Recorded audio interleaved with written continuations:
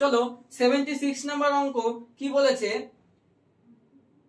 বলেছে একটি শহরে মোট জনসংখ্যার 40% অশিক্ষিত এবং 60% গরিব। ধনীদের মধ্যে 10% অশিক্ষিত হলে তাহলে অশিক্ষিত গরিব লোক সংখ্যা কত শতাংশ?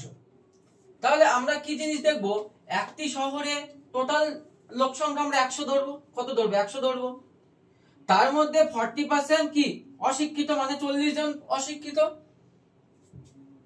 40 জন যদি অশিক্ষিত হয় তার মানে শিক্ষিত কতজন? 60 জন শিক্ষিত। এইবার আসছে কি লাইন আসছে দেখি, বলছে এবং 60% গরিব। এই 100 জনের মধ্যে 60 জন কি বলেছে? গরিব। তাহলে 40 জন বড় লোক, 40 জন বড় লোক।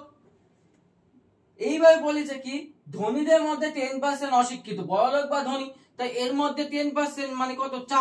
4 জন কি অশিক্ষিত, 4 জন অশিক্ষিত। তাহলে এইবার দেখো আমরা 100 জনের মধ্যে 40 জন অশিক্ষিত ধরেছে বললাম, তার মধ্যে 4 জন তো এখান থেকে পেয়ে গেলাম, 4 জন বড় লোকদের মধ্যে থেকে পেয়ে গেলাম। তাহলে আর 36 জন যে অশিক্ষিত থাকবে সেগুলো গরিবদের মধ্যে থাকবে। তাহলে এইবার কোশ্চেন কি করেছে যে তাহলে অশিক্ষিত গরিব লোকের সংখ্যা কত? তাহলে আমাদের 100 জন ছিল টোটাল, তার মধ্যে 36 জন গরিবদের মধ্যে পেয়েছি অশিক্ষিত।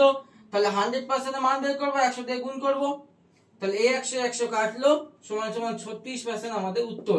অপশন নাম্বার কত? Option number A number option.